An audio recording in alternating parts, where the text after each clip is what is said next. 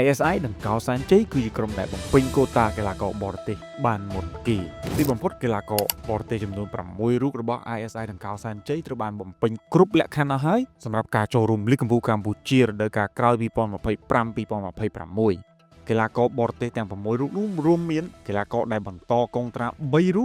បផ្សេងទៀតគឺនាំចូលមកពីបរទេសហើយមួយរូបទៀតគឺដំឡើងមកពីយុវជនថ្នាក់របស់ខ្លួនដូច្នេះសរុបក្លឹបមានកីឡាករបរទេសចំនួន7នាក់ឯណោះសម្រាប់កីឡាករបរទេសដែលក្លឹបរក្សាទុកនោះរួមមាន Umaru Samura សញ្ជាតិ Sierra Leone ខ្សែបម្រើសញ្ជាតិទីមកខាងកើត John Fritz និងខ្សែការពារសញ្ជាតិជប៉ុន Sonosuke Hondaកីឡាករដែលក្លឹបនាំចូលថ្មីនៅរដូវកាលនេះមាន3រូបដូចគ្នាទី1គឺខ្សែការពារសញ្ជាតិប៉ូទុហ្គាល់ João Rodrigues ដែលរូបគេមានវ័យ23ឆ្នាំមកពីលីកទី4ប្រទេសឆេកមួយរូបទៀតសញ្ជាតិ Guinea Daikite Lancy យើងហាក់មិនសូវដឹងព័ត៌មានច្បាស់អំពីកីឡាកររូបនេះនោះទេហើយចុងក្រោយគឺខ្សែប្រយុទ្ធសញ្ជាតិ Brazil Bruno Hernandes